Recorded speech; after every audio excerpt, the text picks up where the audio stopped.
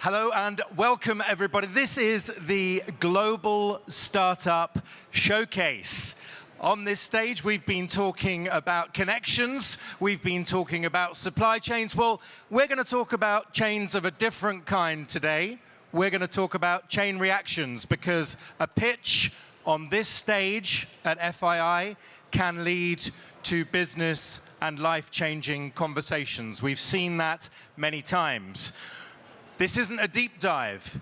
This is a fast pitch session. Our leaders have been given just 6 minutes each, and we welcome each and every one of them to the auditorium here. If they want, they can spend those 6 minutes pitching you their businesses, or they can leave a minute or so for your questions. So stand by, they will have your questions. This session is proudly brought to you by Aramco and Wa'ed Ventures. These are not very, very early stage companies. These have been through some amazing chapters already. They're backed by some of the world's leading brands, allocators, and investors, as you will see. And yet, from a different angle, their journeys are only just beginning, with your support, with your conversation, with your connection. So good luck if you're pitching at our showcase. Thank you to our honored guests for being here. I'll introduce our pitchers one by one, and I will be strict on time. So thank you. Welcome to the Global Startup Showcase. Allow me to introduce our first guest. Our first guest is from Groq. Please give a warm FYI welcome to Mohsen Moazami. Good morning. Great to be here. Thank you for the opportunity to present. I will try to bring my slides up. Here it is. I am from a company based in Silicon Valley in California called Groq. Groq is basically a chip and a systems company that is uniquely focused on AI inference. We all hear a lot about NVIDIA and NVIDIA's success, but NVIDIA is predominantly largely focused on AI training. We don't do AI training, we do AI inference. And the thing that has made the company go viral is speed. It's really, really fast. Certain benchmarks up to 10 times faster, and most importantly, a unit that the market is beginning to care more and more about at the lowest possible unit of dollar, at the lowest cost. So basically the cheapest way to produce the highest number of tokens per second is the name of the game, and Groq excels in that. And inference sort of is a defining moment in defining a new dawn in enterprise AI challenge. All these models, all this effort in training these models from open source to closed source, from OpenAI, which is closed, ironically, to things like Llama from Meta, which are open source, are being trained, and billions are spent on training these models. And now it's time to basically run these models and get answers to some critical business or science or questions. In fact, training is to build and inference is to produce. And it is at inference point of where people start making money. Again, an analog is search, and how search led to Google being a tech giant and being who they are today. Solving inference in an effective and economical fashion solves the AI challenge at hand. This is very, very critical. Many, many startups, well-funded startups, focused on AI today, they are really burdened with high levels of cost for running their AI models and so on. And the industry and the ecosystem needs to help bring this cost down. We at Groq are the inventor of LPU, Language Processing Unit, versus GPU. So the evolution of the market is CPU, GPU, LPU. The founder of Groq is a gentleman by the name of Jonathan Ross, who was at Google, and as part of his 20% project was the inventor, the architect of the original Google TPU. So he left, raised a lot of money, and created the company called Groq, which is focused on LPU. What's the difference between LPU and GPU? What the GPU is predominantly the product that NVIDIA sells, and it sells very successfully. A software-first approach. The first N months of the Groq's life, people were not allowed to work on hardware. Software first, basically compiler.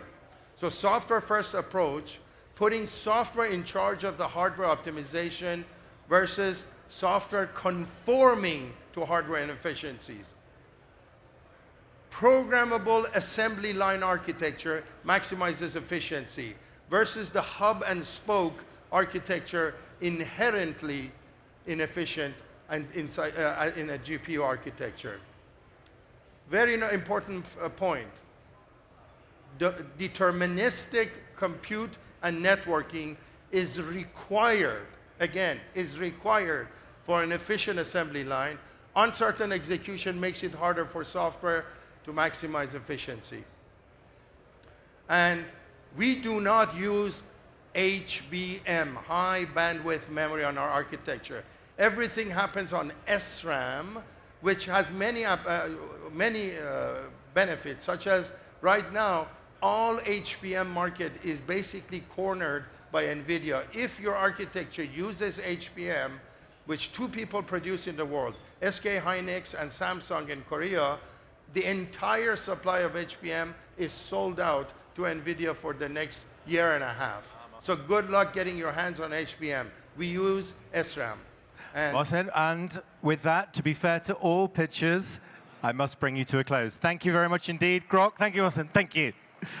When our pitchers are going to learn to see me in their peripheral vision, aren't you? And know that their time, but to be fair to you, we've got your clock here. That was great. Smashed it, went first. The bar is high, everybody. If you're just joining us, welcome. This is the Global Startup Showcase. You're very welcome, one and all, brought to you by Aramco and Wa'ed Ventures. Our next guest, honored to welcome to the stage. The company is Uvera, Inc., and our presenter is Dr. Asrar Damdam. Welcome. Hello. Okay. Good morning, everyone. My name is Asrar Damdam, and I'm the founder and CEO of Uvera. I've dedicated my career to finding innovative solutions for one of the most pressing global concerns, sustainable food preservation. 1/3 of all food produced for human consumption is either lost or wasted. This is a profound concern that's not only about resource efficiency, it's about food security, environmental health, and economic stability. When we took a closer look at the F&B industry in Saudi Arabia, we found that Saudi Arabia imports 80% of its total food requirement. However, food waste makes up 50% of the Saudi Arabian landfills, totaling 4 million tons of food waste per year and costing the kingdom over $3 billion annually.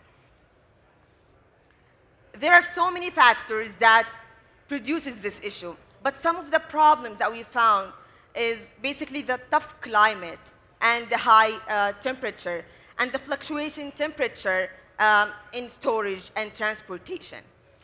Also, the deficiencies in labeling and storing and managing fresh produce in restaurants and central kitchen. Lastly, we're witnessing 35% growth of women in the workforce, making managing food inventory very difficult. Like, really, what can we do? What can we do? The shelf life is we receive fresh foods at the end of its shelf life because most of it is imported. with the high temperature, it spoils very quickly. That's why I started Uvera. In Uvera, we guarantee our customers a long-lasting and traceable fresh foods. We developed a technology that can double the shelf life of fresh foods within a few seconds and without any use of chemicals. We managed to increase the shelf life of over 70 food items. For instance, we increased the shelf life of broccoli from 18 days to 37 days with no chemicals. And this was my PhD. I did a PhD in food preservation technologies and Internet of Things at KAUST. And the focus of my PhD was increasing the shelf life of fruits and vegetables. And there was also a chapter about beef, salmon, and chicken. We have scientific publications and 2 patents. We also received a lot of awards globally and locally. And we're also funded by the Ministry of Information Technology and the National Technology Development Program to accelerate the launch of this product in the Saudi market. The product consists of a sterilization device that doubles the shelf life of fresh food with adjustable UV light doses to ensure that there are no side effects on these food items. We have traceable packaging and the tracking software. The traceability shows the journey of the food from its origin to the end consumer. We also share the story of the farmer if this fresh produce was locally grown. Our target market is online grocery stores because they're suffering so much from the shelf life of fresh foods. The B2B fresh produce distribution centers, organic farms, and vertical farms. Our market size is huge, and this market is growing annually by 8.5%. And this growth is driven by the expansion of online grocery platforms, the increased consumer health consciousness. We're exercising, you want to eat healthier food, and by the rising demand for convenience. I have competitors in 2 verticals, the shelf life extension vertical and the traceability vertical. We exceed both of them by the variety of fresh produce that we can treat using our process. And for the traceability, the full process is automated.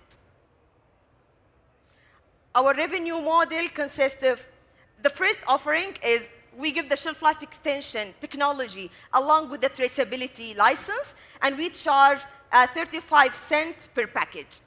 But we found that we're getting a lot of requests from meat processing companies, frozen meat and frozen seafood. We don't increase the shelf life of frozen items, so we only offer them the traceability feature. Our traction, we are running out of time. But we signed with our first customer last month, and we're launching here in Riyadh tomorrow, 1st of November. Thank you, Dr. Asrar. Thank you. That was extremely fresh and perfectly timed as well. By the way, I misspoke. They don't have 6 minutes. They've got 5 minutes, but they knew that before. The 6 minutes gives me 60 seconds to help join the dots. So I've only got 30 left. Thank you if you're just joining us. It's our Global Startup Showcase. Our next company is Hyperview. Please give a warm FII welcome to Feilong Liu.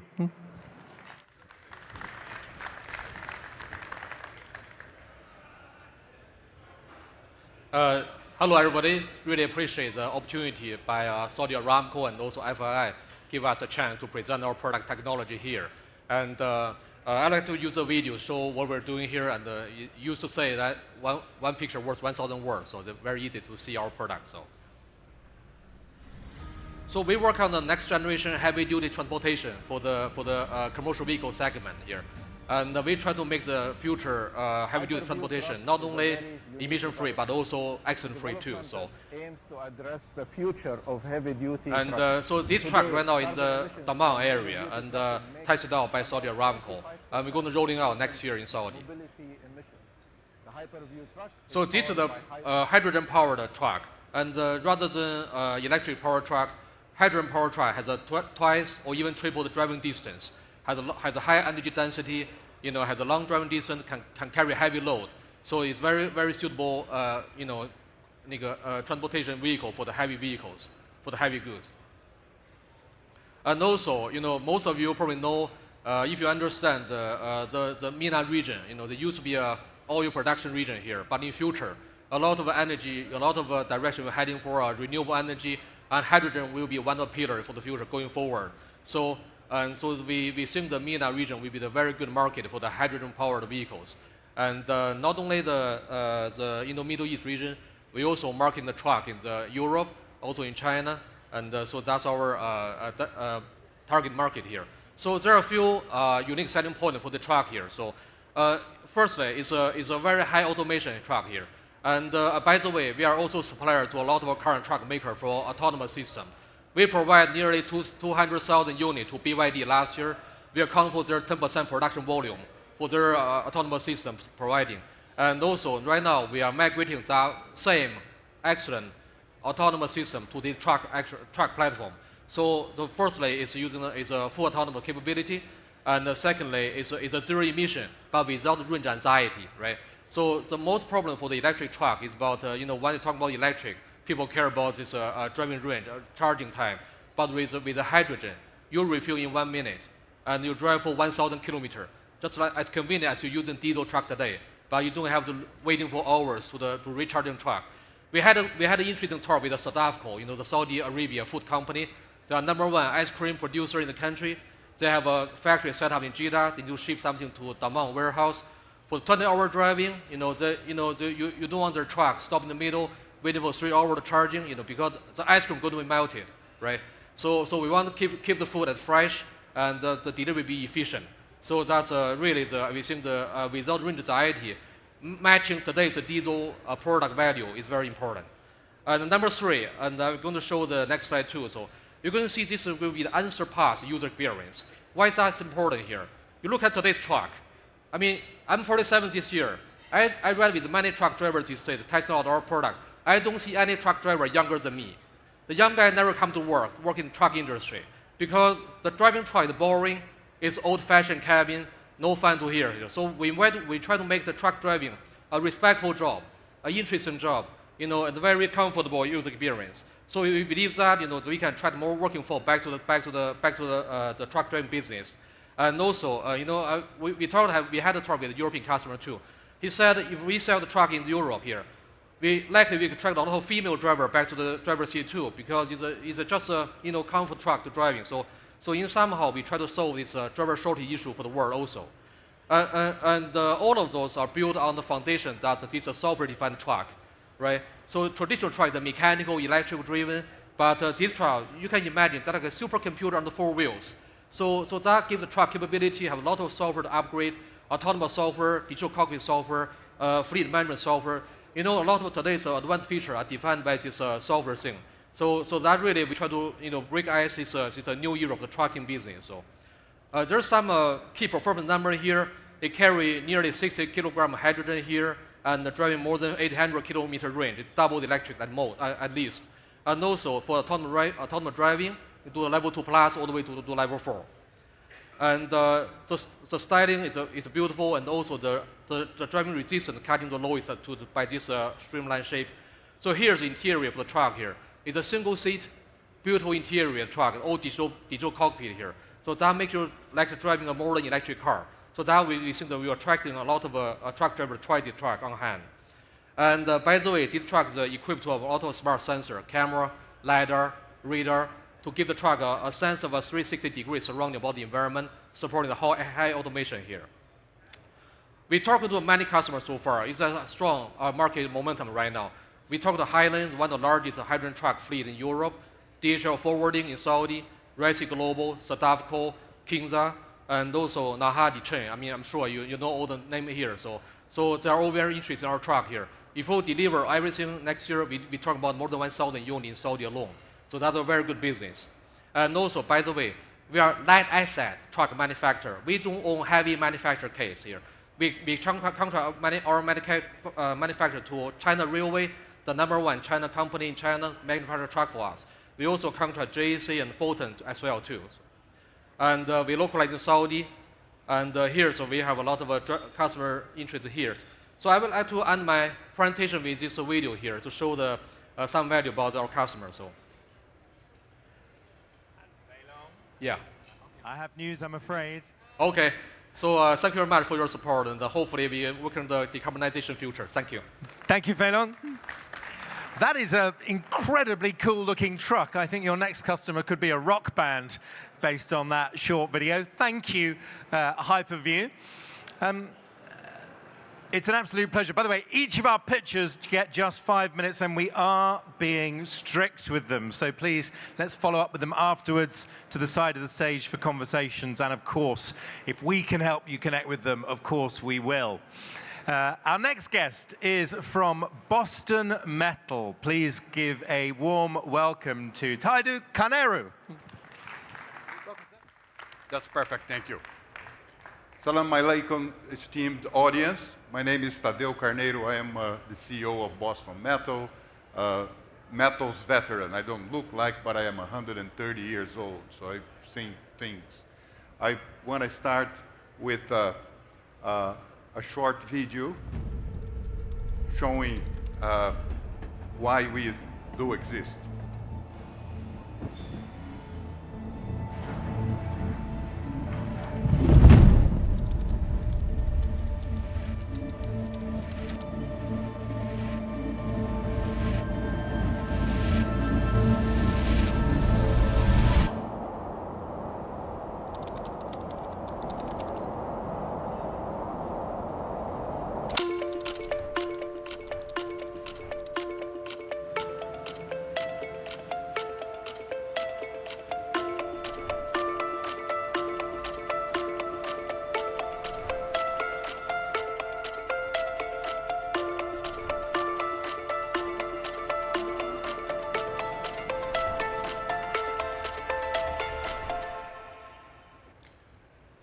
So for millennia, steel has been produced since the Iron Age by mixing iron ore and coal and, in order to get your steel. So you emit 2 tons of CO2 for each ton of steel. 2 billion tons a year of steel produced in the world. So it's easy to see how steel represents 10% of all the CO2 emitted in the world. So we've been followed by the whole industry. We won several important awards. And our mission is to write the new book of metallurgy, eliminated CO2 emissions from metals manufacturing. So it's a very simple process. It's a one-step process where you add your iron ore in the electrolytic cell, pass electricity. You will control the thermal balance of the cell in order to have everything liquid. It's a continuous process. You accumulate your metal at the bottom of the cell. Once you get enough, you tap the cell, and you get a liquid metal off the cell. So it's very simple. Any iron ore doesn't need to be rich iron ore, and there is no carbon capture needed because there is no carbon involved. There is no need for hydrogen. It's a one-step, electricity only in any type of iron ore, and you get your molten iron in one simple step. So there are 3 fronts in our enterprise. It's a platform technology. You can use the same technology to extract value from mineral waste. We are using the technology and deploying it in Brazil for the first time industrially to obtain high-value metals using it. The anode in the cell for green steel is made out of chrome. So we are going to have the first chromium metal manufacturing in the United States. It's a critical material for the US market. As we need our chrome for our process, we will also supply the domestic market with chrome. And the third one is the high-value metals in Brazil. So where are we with the technology? We are about to deploy the first semi-industrial cell for green steel in Boston. And from that point on, we will then design and build the first industrial demonstration plant in 2026. and we did not decide yet. There are several candidates to host that. We didn't decide where we're going to place it. So this is the first development center in Brazil, where the first industrial plant is being built, and we will extract niobium, tantalum, and tin from mineral wastes that are manufactured in the smelting of tin. Now, one of the important pillars for the 2030 program in Saudi Arabia is mining. So this technology will make mining extremely more efficient, as it's a very selective process, and we believe that it will be very valuable for the mining development in the kingdom. As a matter of fact, we already identified some very important examples where we can explore the technology and make this very effective for the kingdom. So, very proud of having Aramco Ventures as one of our shareholders, as part of a very rich syndicate of investors that we enjoy. So, thank you very much for your attention. Thank you, Tadeu. Thank you. With 30 seconds to spare, how great is that? Pedal to the metal, indeed. Well, it is full steam ahead here at the Global Startup Showcase. Always slightly intimidating to see Etna Trainer in the audience, my co-presenter and MC. She trains the world's leading journalists on how to present. So stand by, my knees are knocking. Okay, we're going to talk about energy now. We've got another founder with us from Rondo Energy. Please give a very warm welcome to John O'Donnell. Good morning. I'm here to talk about a fundamentally new type of energy storage that is actually the oldest type of energy storage in the world. You're passing around a brick that this type of brick the steel industry started using for heat storage 200 years ago. We are building the infrastructure for world industry using this technology in a fundamentally new way. We are today a team of about 150 people building projects in 5 countries, from Southeast Asia to North America to Europe. The management team comes from cement, hydrogen, heavy industry, and petrochemicals. Our investors include Aramco, Bill Gates' Breakthrough Energy, and some of the world leaders in infrastructure, making the world's largest chemical company, Aramco, Microsoft, and H&M. I did not know until not long ago that textiles are more world emissions than air travel. And we're engaged in building systems in Southeast Asia that replace coal with solar energy. And we are proud to be working on large initiatives here in the kingdom where there is an opportunity for renewable energy to transform the kingdom. The world's largest use of energy is by industry. And industry uses twice as much heat as it uses electricity. This has been said to be the hard to decarbonize sector. It's hard because fuel is so cheap. Any solution to decarbonize industry has to be cheap. And we now have a new source of energy that is becoming the world's lowest cost of energy. Solar energy in the kingdom is lower cost than solar energy anywhere else in the world, and everywhere in the world. By 2030, says BNEF, in the middle of the day, electricity is free. So if we have a tool to put that to work, we can repower our industries for the 21st century. And the kingdom is actually one of the places that will have deep advantage in the clean industrial world and be able to achieve its visions in the grid, but also deeply achieve its visions in low carbon fuels, in direct air capture, in hydrogen production. We're honored to be working with Aramco to building a fundamentally new kind of energy storage that is more efficient than any other kind of storage in the world and dramatically lower cost to solve the fundamental problem of delivering both electricity and very large heat supply to industries of all kinds. Not too long ago, Tesla, I think it was last year, wrote a report. Their assessment is that the world will have twice as much heat battery capacity installed as electrochemical batteries of all kinds. And another report funded by Breakthrough pointed out that this is a fundamental tool to eliminate 20% of world CO2. We are the leader in this market, and I'm sorry I can't show an unblurred copy of one of the projects that we're building.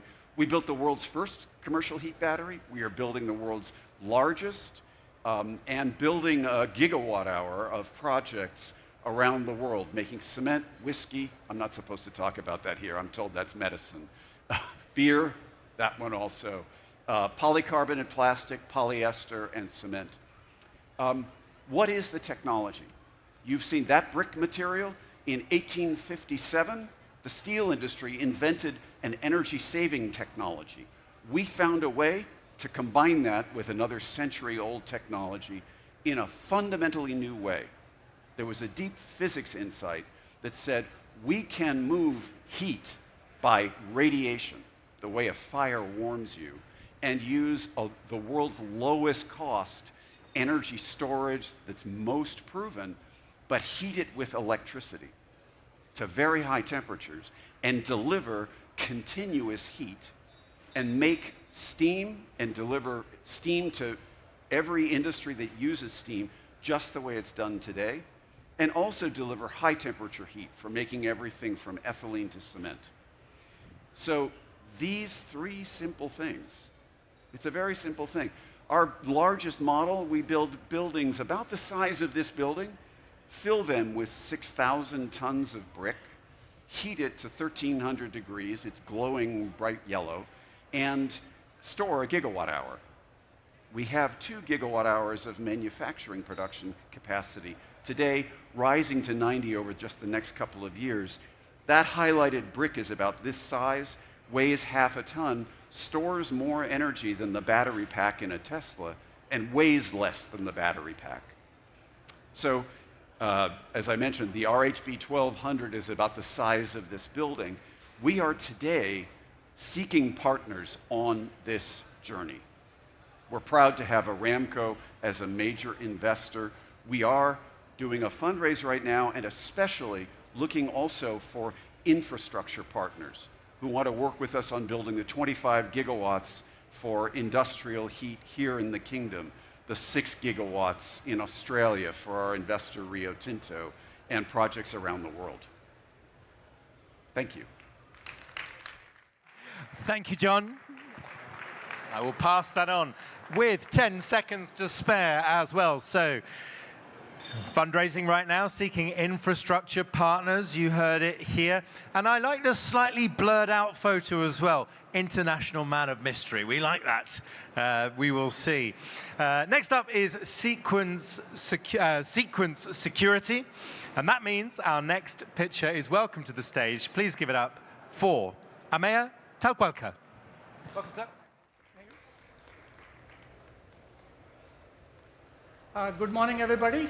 This is Amaya Talwalkar, co-founder and CEO at Cequence Security. We are an API security company, and our mission is to protect what connects you. What connects us today in our digital life are APIs. They are the fundamental ways we are communicating with each other. Just to give you an example, while I am speaking here for the next 5 minutes, I will make thousands of API calls without touching my phone or any other device. How is that happening? Is my watch is making so many readings of what I'm doing and sending it to the cloud through APIs. I ordered an Uber to pick me up tonight to go to the airport. Several hundred APIs are running in the background to make that happen. Whether we order a meal, whether we are doing a banking transaction, whether we are talking to our friends and family using social networks, all of these communication is happening through APIs. So really, APIs are the foundation layer of how we are communicating today. And it's going to change, or it's going to evolve even further as we look at some of the technologies coming online like 5G. The 5G data stream is completely driven over APIs. So our mission is to protect our digital life, and what I mean by protect what connects you. Just like we are using APIs, the bad actors also have access to the same APIs, and they are trying to abuse and get value out of those APIs. So that's our past life or current life. How does this map to what future looks like? There is a lot of talk here about how GenAI is going to change our lives, and what is the fundamental communication platform under the GenAI platforms? It's APIs. All the subsystems of GenAIs talk with each other using APIs. How users communicate with a GenAI subsystem or a system is through APIs. How do you train and send data to GenAI to train is all over APIs. All of that communication is happening through APIs, and therefore API security or protecting those APIs is the foundational layer for GenAI security. Now you might have seen hundreds, if not thousands, of startups created to protect GenAI, or they call themselves GenAI security. And it is a very complex problem. As the GenAI systems are maturing, you're going to see more and more different problems like prompt engineering or prompt injection, bias, hallucination, many higher level problems being solved. But at the fundamental, all of these are API security problems. So when we look at GenAI security, we look at two sides of the equation. Number one, what I talked about, how do you secure a GenAI system? But on the Cequence side, we actually see GenAI systems being used to attack some of our customers. There is a thing called LAM, large action models. You can go to a GenAI system that is using LAM and say, reserve the Michelin star restaurants in New York City for the next month at 6 o'clock. And it will actually go and do that if you provide the information and your credit card and things like that. That is happening. We see that in the field. Across the board, we see about 15 to 20% more compute being used by our customers, our enterprise customers, just to handle the scraping from GenAI subsystems. So we see the API security problem, or securing GenAI, is a double-edged problem, which is how do you secure GenAI, as well as how do you, protect your systems from being abused by GenAI as well. So what do? We do simple three things. We answer three questions for large enterprises. Number one, how many APIs do I have? Number two, are these APIs creating any undue risks for me? And number three, are the bad actors taking advantage or exploiting these risks as they are? Just to give you a simple example, we are solving this couple of problems for some large enterprises. One of our satellite communication system that is into providing communication services to parts of the world where there is no connectivity through mobile or landlines. We are helping them reduce the noise from fraudsters or jammers. They are actually reducing the number of satellites they have to launch by half just using Cequence to protect their APIs. I mentioned the restaurant reservation as an example.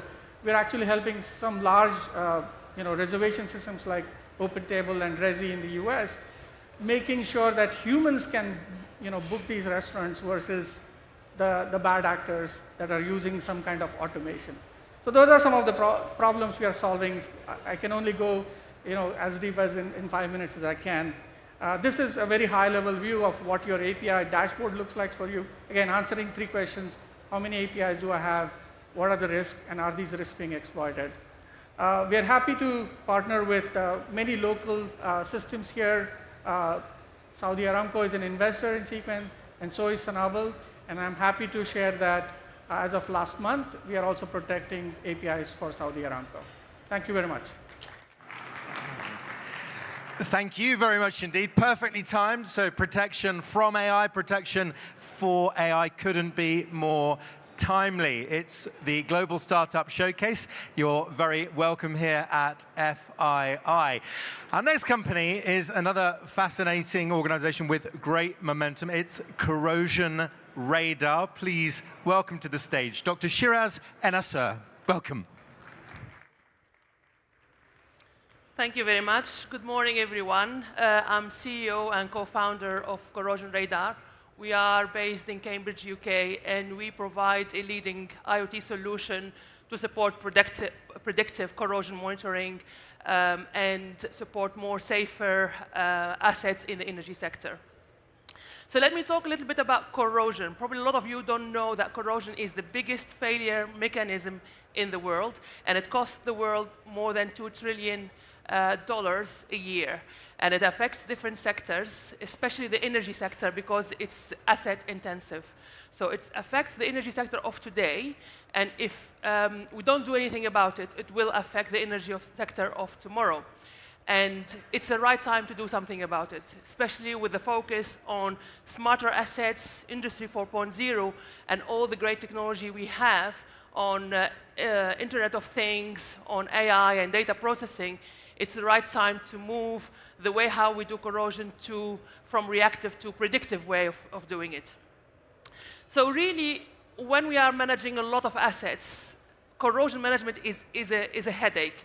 The reason why is you have to know when and where to act. When you are managing thousands of kilometers of pipeline, you really need to know which part of that pipeline needs your attention to avoid costly repair or catastrophic failure.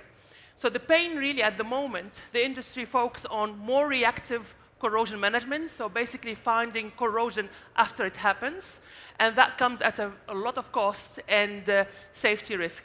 So the opportunity here, how to move that reactive way of doing corrosion management to predictive corrosion management, reducing the cost and improving the safety.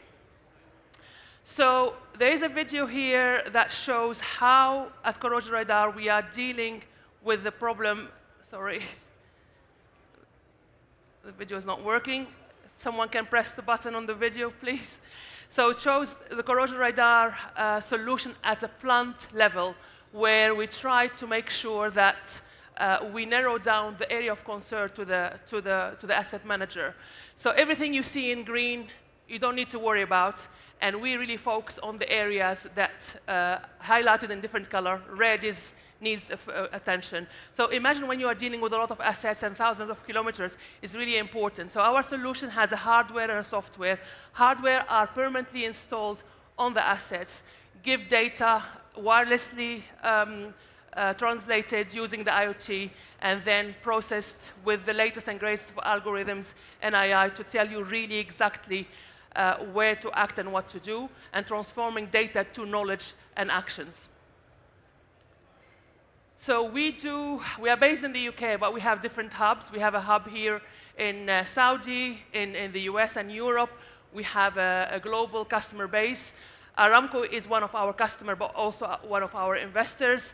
And we have also other customers that invested in the company that also showing the great interest and potential that bringing to their assets management. So really what we do is try to help reducing risk and improving effectiveness and efficiency of how we deal with the corrosion, how to predict also when and where to act, which adds a lot of value in terms of safety of running our assets, as I said, for energy of today and the energy of tomorrow. But also, it's a cost game as well. So what we are trying to do here, reducing cost on how to manage and maintain our assets, and it can go up to 65%. So when we know that we are spending more than a couple of millions every year by site on corrosion management, so 65% is a huge number. So, I mean, we are bringing IoT solution to a big, old problem, which is corrosion, and we are making an impact on different sectors, especially energy, and that is hopefully will enable a better energy transition. So we are in an impactful, exciting journey. If that's something that's aligned with what you do and your vision, please come and talk to us and see how we can work together. So thank you very much. Very good. Thank you, Dr. Shiraz. Thank you. Hey, nothing against Massachusetts, but it's great to see a company from Cambridge, England. I have to tell you, that is Excellent, and always good when one of your investors is also a customer. This whole showcase brought to you by Aramco and Wa'ed Ventures, so we're very grateful to all of our pitchers. We only give them 5 minutes. It's not that fair, is it? They could speak for an hour. What we hope is that these pitches will lead to powerful conversations, so thank you. If you've pitched so far, you're probably slightly relieved, and we've got some amazing companies still to come. Our next company is NTDP. Please welcome to our stage, Ibrahim Niaz. Welcome.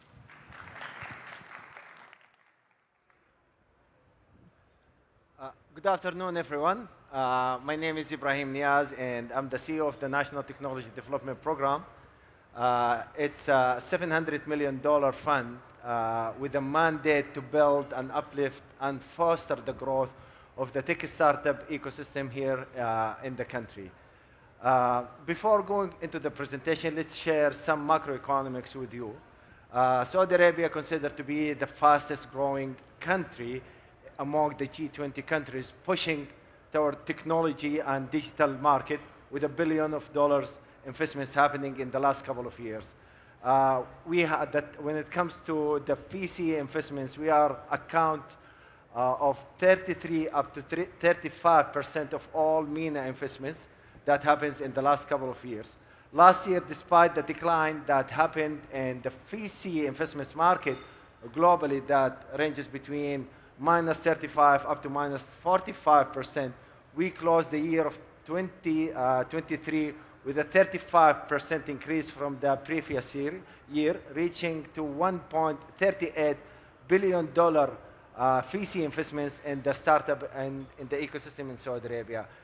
NTDP, as I said, is a government fund mandated to build and uplift and foster the growth of the tech startup ecosystem with the 3 key objectives. The first one is to develop Saudi tech sector, increasing the contribution to the GDP and the job creation, driving sustainable growth. We support the startups across all the stages, providing so many non-dilutive grants plus debt financing programs to sustain their growth and to make them successful, and also to help them to expand to the global markets. And the last one is to position Saudi Arabia as one of the global tech hub and launchpad for the tech startups by 2030.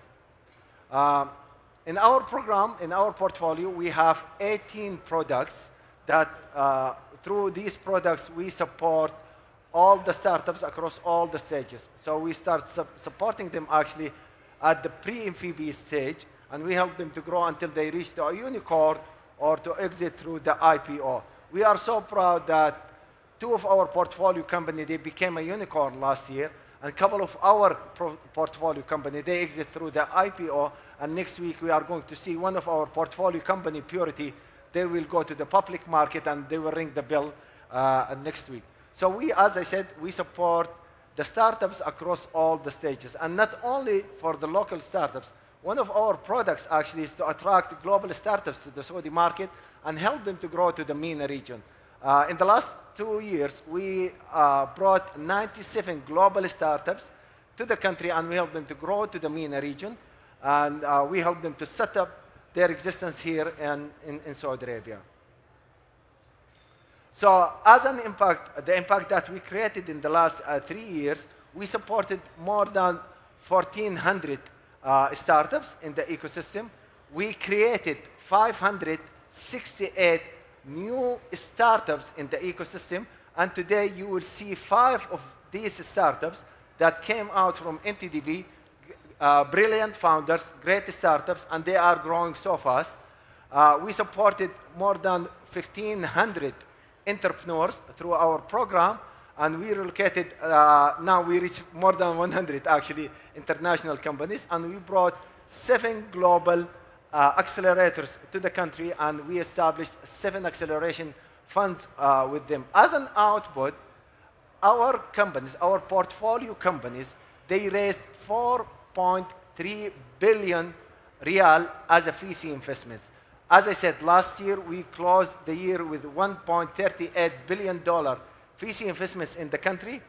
55% of these investments came through our portfolio company, and we are so proud of this. I remember 2022, the debt financing to the sector was around 400 million riyal. Now, in the last 3 years, we reached to a 3.8 billion debt financing to the sector. And imagine, the NPL, the non-performing loan, it's less than 0.5%. The impact that we created, we reached to a 7.9 billion real GDP contribution through our program, and we created more than 12, almost 13,000 direct job into the market. After my presentation, you will see some of our portfolio company that came actually out of the program. I believe that you already saw Uvera. We will see a white helmet. It's a prop tech, construction tech. Here they work onto the 5G, 6G area. IXMeta, they are working on virtual reality. Ejari, it's a prop tech fintech company. Moneyloop, it's a fintech company. All these startups, they came out of the program, and they are growing hugely.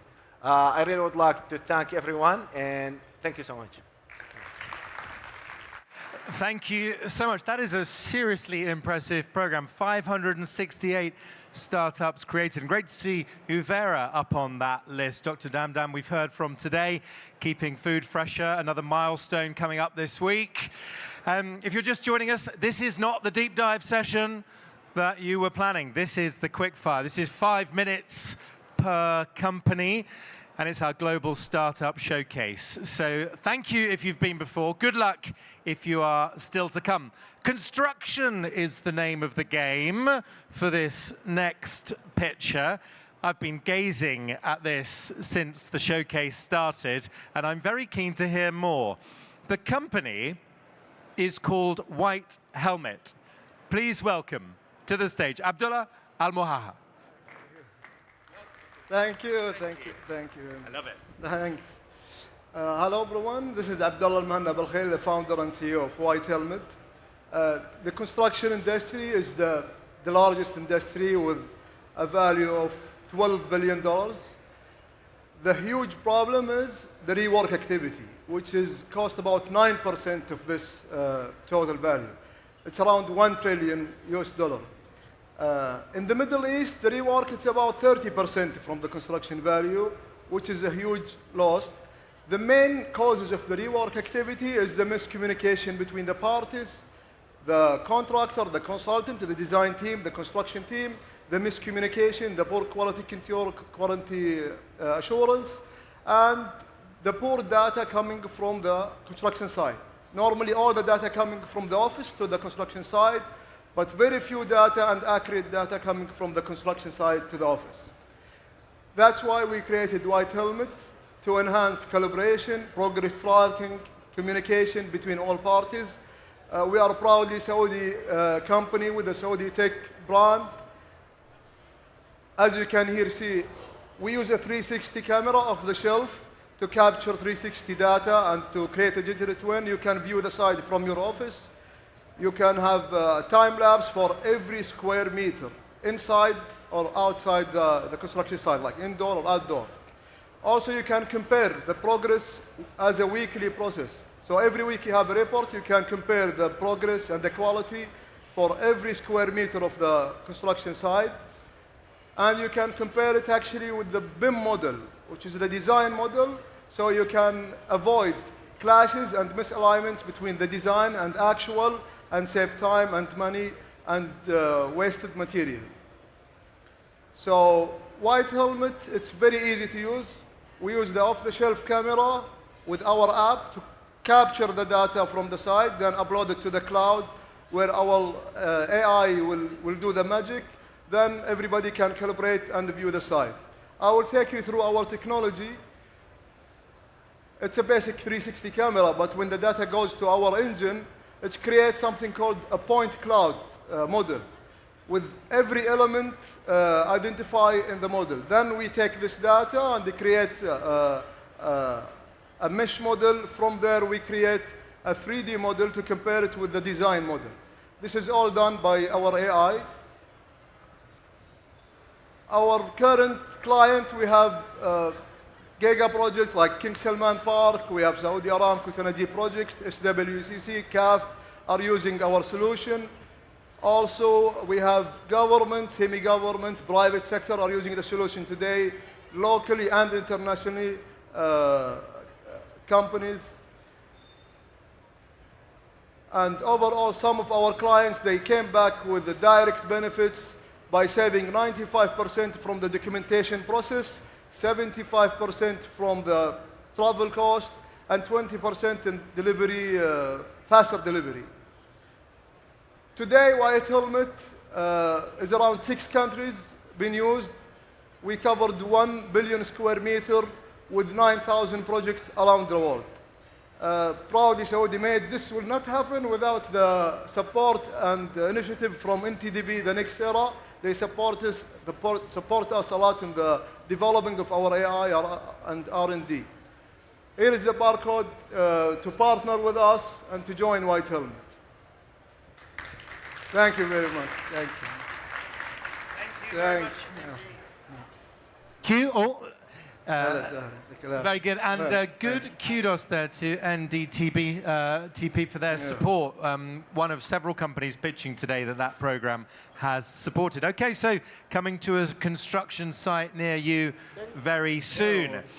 Well, our startup showcase continues. We've got a handful left before a very short break, and then batch 2, if you like, continues after 1 o'clock. So it really is a sort of all-star lineup today.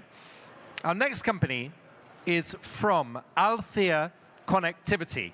It is a great pleasure to welcome to our stage Dr. Abdulrahman Al-Hamed. Welcome.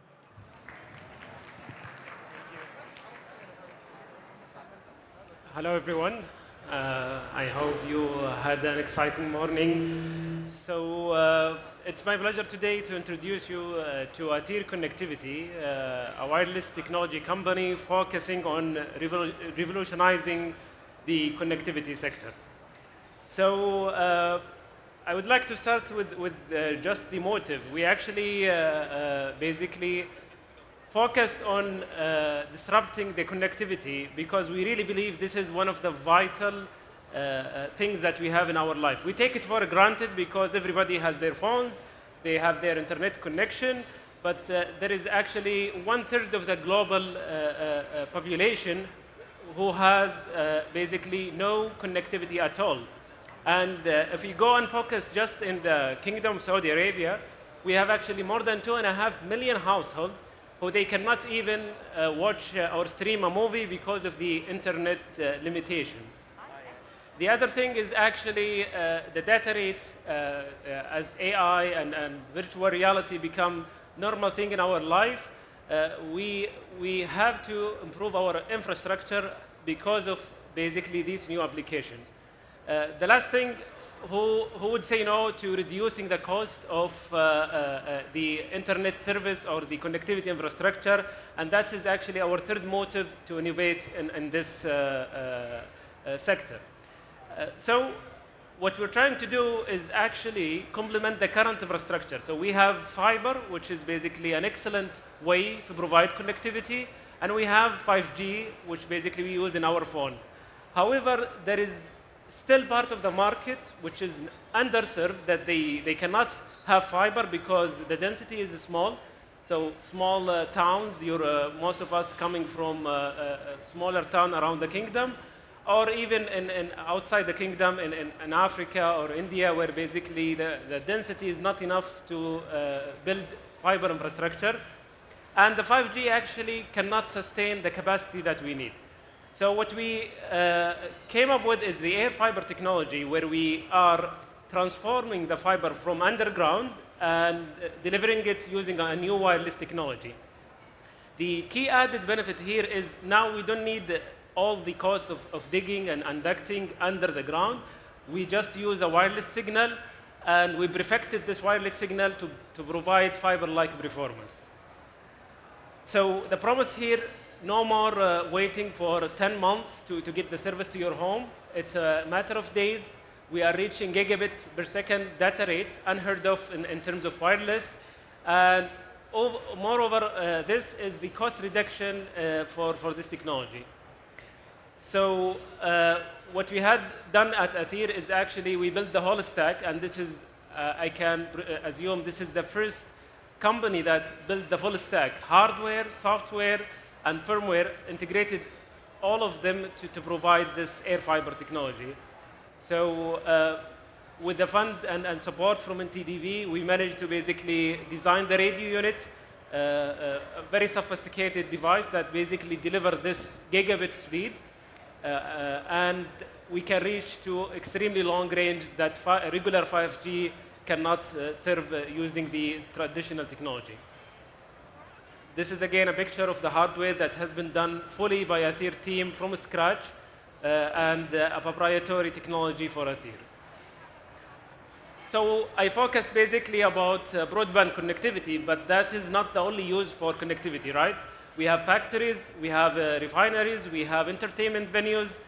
We have like this event where you have multiple venues and you want to provide extremely high capacity, right? And this is where we come. We can cover all of these applications.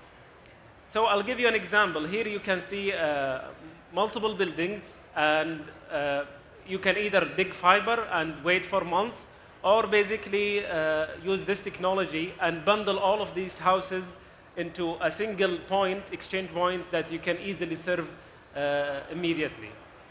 Another example, we deployed it in northern Riyadh, in Al Qayrawan, and I want to show you the transformation. On the left, a 5G test result showing 31 millisecond latency, and after using the technology, the air fiber, we improved it by 1 order of magnitude. We are talking about 10x improvement in performance from the current status quo technology, which is 5G. Again, this is actually from one of the gamers who, as you may know, would appreciate this kind of technology.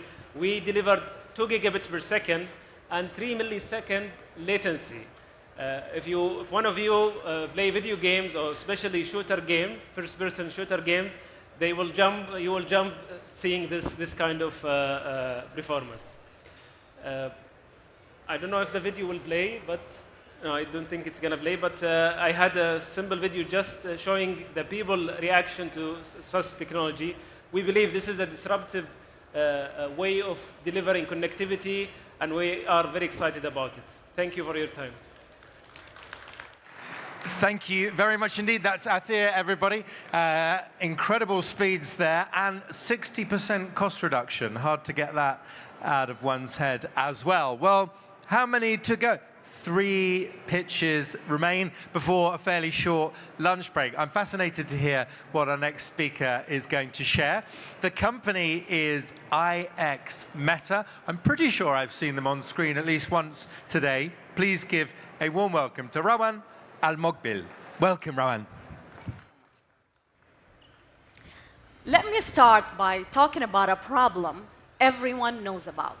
Companies spend and waste millions towards their training, especially those in construction, medicine, oil and gas. They have to, because they are required to provide necessary tools, machines, and equipments for that type of training. Also, they have to find these trainings, which is another problem. That's why my team and I decided that we want to be part of solving this problem by utilizing the power of virtual reality, augmented reality, to transform that training content into a simulation. Let me show you an example of what I'm talking about. A person will only need to wear a VR headset. They will be placed in an environment that looks like their operation room or a manufacturer. Inside this environment, they will meet their trainer from China, India, anywhere around the world, and train on a machine while the trainer is there, guiding them through assemble, switching on and off of that machine. As you can see, the capabilities of these technologies are extraordinary. But let me talk about 2 most important features. One, the fact that this is a multi-user environment, meaning trainees can train together. Not only this, you can teleport them to places, cities that are hard to find or place to in real life. Now, doing that, we don't only reduce the cost of training, we don't only increase retention or eliminate risk, but in fact, the most important goal for us here at IXMeta is to enhance workforce skills to impact our skills in manufacturing, production, medicine, arm deals, or defense, leading us closer to our Vision 2030, a thriving economy. Now, our business model is straightforward. We customize training for government entities. We come and take their training, transform it into an immersive training. But because we strive for a sustainable and a recurring revenue, we decided to build a virtual reality subscription model by creating VR environments. Let me show you an example. This is what we did for our virtual reality construction training for our pilot project, where the person goes into the simulation part of the scaffold. Next, you will see our virtual reality art classroom, where the students can come draw on a limitless space, increasing their creativity. This has been used by 3 schools, and now we're targeting 60 more schools in Saudi and the rest of the world. Because of our innovative solutions, we have gained a lot of media attention.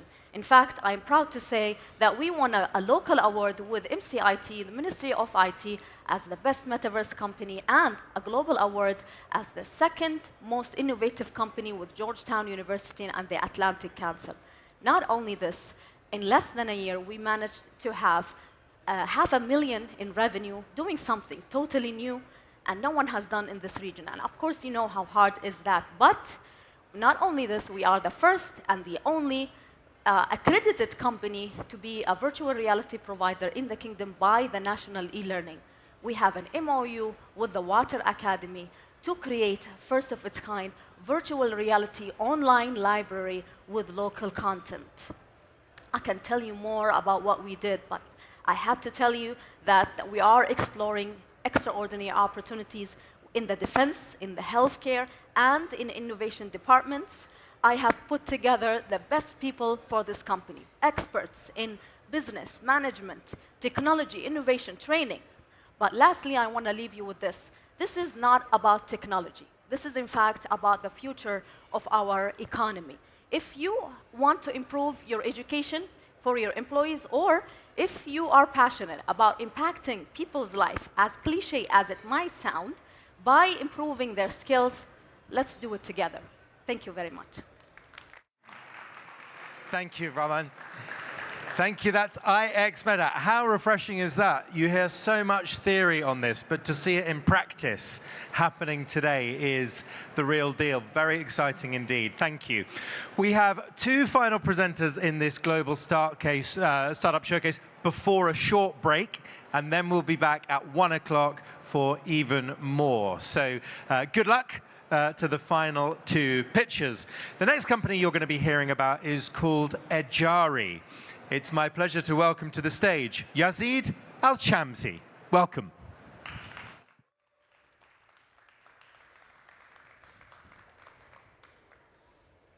I was a college student in the UK where I had to pay an entire year's rent up front, as most international college students do. I then started my career in Asia, Japan, where I found out about the Korean rental market, where instead of paying rent, you pay a large upfront deposit as a percentage of the property's value. While in Africa, specifically Nigeria and Ghana, up to 2 years of rent upfront. And in the West, with the rise of the gig economy, a lot of people are earning their money weekly and having to pay their rent monthly, creating an inflow-outflow gap there between what's coming in and what's going out. Rent is a $2.6 trillion global market. And for a lot of people, the underbanked, the overbanked, and the unbanked, they have issues with paying rent. I had issues with myself when moving back to Saudi. This year, Saudi's rental market is expected to exceed $50 billion. And more than 70% of those payments will be made on an annual or biannual basis. Now, imagine moving to Riyadh, looking for an apartment, then finding out you need to pay an entire year's rent up front while only earning a monthly salary. It is incredibly challenging. And those who find flexible payment options end up paying up to a 30% premium. Most landlords don't offer monthly rent payments. They have no way to screen a tenant, no easy way to collect on a monthly basis, and many just prefer to get that cash up front. Enter Ejari, a rent now pay later solution that allows customers to convert their annual rent to 12 monthly payments. With Ejari's solution, tenants can pay their rent monthly while still allowing landlords to receive a full year's rent upfront. Everybody wins. After a tenants find the property they like, they apply, are screened, and provide a price through our proprietary credit engine. We rent the unit on their behalf and sublease it to them with an average 15% fee. That 15% translates to a 44% levered IRR. After optimizing for some of our operational processes next year, we aim to get to over 90%. Just over a year since launching, with a marketing spend of just over $30,000, we've received over $30 million in demand for our service, have an active pipeline of over 10 million over the next 12 months, and have already funded more than $3 million in residential rentals. We've also activated our distribution channels through partnerships with brokers and property managers, giving us access to over $100 million in yearly rentals. We're in 18 cities today across 8 regions in Saudi and have raised over $15 million in capital from a syndicate of investors that includes 2 local banks, Saudi's largest real estate marketplace, and some of the top local, regional, and global VCs. Now, this is not a real estate play. This is a credit play. So let's take a look at the local credit landscape. So with a bank in Saudi, they can finance you up to 33% of your salary. Well, if you're a fresh grad, an expat, work for an SME, or have already maxed out your credit lines, your only other option would be a financing company. They'd go up to 45%, but they charge you anywhere from 40, 50, 60% yearly. We don't have a DBR limitation, and we also only charge 15% on average. Now, you'd think we'd be financing the bottom of the barrel, but actually, our customers work for the government, for banks, local companies, and global companies. And so let's quantitate that. Look at the data. Our first cohort of customers, when we did no underwriting, we had a 13% delinquency rate. We looked at that data, we built a feedback loop to the second cohort. It dropped to 2%. Looked at that data, built it into the third cohort. So far, we're around 1%. Our goal is to become Saudi's next real estate super app. We're starting with payments facilitation today. We're going to furniture, property management, and even a packing and moving service tomorrow. I think we have a top-tier team to tackle this. Beyond having the skill sets and experience to take on the problem, we've been friends for over 20 years. Went to the same school, we grew up together, and even worked together in a professional capacity before. Now, our main thesis is about Riyadh. Riyadh is going to be the next New York. What do I mean by that? From an affordability perspective, the last 2 years, we've seen a 40% rent inflation rate. Combine that with all the Vision's programs, the expected increase in Riyadh's population from 7 of 8 million today to over 10 million in the next 7 years, we were very bullish on the market. Our goal is to democratize access to real estate. One last point I'd like to mention. I'd like to thank the Ministry of Communication and NTDP. We started 2 years ago with a $40,000 grant to build the concept. And today, we are where we are. Beyond that, we've also gotten salary support, $3,500 monthly for each of the founders. I don't think we could have done this without the support of the government, so I'd like to thank them. I'd like to thank everyone here. Thank you. Thank you, Yazid. Thank you. That's Ejari. Very exciting indeed. Also made me want to meet your team as well. I want in. Huge momentum, really exciting, and a very bold vision on this global startup showcase. Thank you. We've got one final presenter before we take a short break for lunch. The company is called Money Loop. Why don't we give a final global startup showcase welcome to the final speaker for this session, Saleh Balila. Welcome, Saleh. Thank you. Thank you. Thank you for having me. My name is Saleh. I'm a co-founder of Money Loop. Money Loop is a Jam'iyya application or a ROSCA application. For those who doesn't know what a Jam'iyya is a financial cycle which combine lender and borrower together. And it's needless to say, what are the problems that could go wrong with the Jam'iyya? So many people borrow money from each other, and for some reason, they had to pay it to pay late Jam'iyyas. What we do in Money Loop, we bring the borrowers and the lender together in a financial cycle, and we manage the whole transaction from the beginning until the end of the cycle. Today, Money Loop got two different packages. The first package for borrower. We promise each borrower that he can borrow up to 30,000 Saudi Riyal at the beginning of the cycle. On the other hand, we promise the lender that if they lend the money to our users, they will earn up to 8% annually. And we got a different packages for them, and it goes up to 60,000 Saudi Riyal. We are competing with two main applications, and we outcompete them by being the only one who is giving 8% on top of the Jam'iyya. And we are the only one who is offering Jam'iyya as an alternative to microloan during the month. And also, we have different packages for students and for freelancers. And those packages go as low as 500 Saudi Riyal on a monthly basis. Today, we are proudly serve more than 270,000 registered users in the application, and we are managing more than 150 million Saudi Riyal in transaction. And we are generating more than 5 million as a revenue, and by the way, we become a profitable startup. And we have been ranked #1 in Apple Store as the most downloadable financial application. And it's not only this, this year was a phenomenal, we have recorded a phenomenal growth by 12x comparing to the last year. And in order to provide a smooth and a safe financial transaction, we are integrated with more than 11 entities, from payment to KYC to credit checkup and also to promissory notes. And it doesn't stop here. We have amazing services coming soon, which is immediate Jam'iyya to be dispersed within 24 hours. And also we got a private Jam'iyyas for private entities. And also we are working with partnership with some banks to provide co-branded cards. Money Loop, founded by myself, Salih Balila, in partnership with my CTO, Rani Halal, and we are supported by 27 full-timers. And successfully, we have raised $1 million USD last week, and supported by Flat6 Lab and other angel investors. Please scan the QR code for more information. Thank you very much. Thank you, Saleh.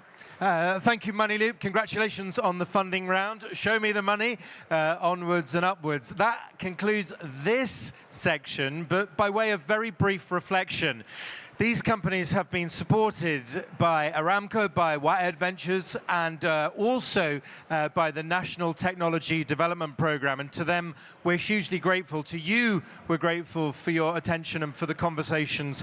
And most of all, to our bold leaders who have pitched their brilliant companies. Thank you very much. We've got another startup showcase starting at 1 p.m. here at FII. So for now, thank you. And until next time, goodbye.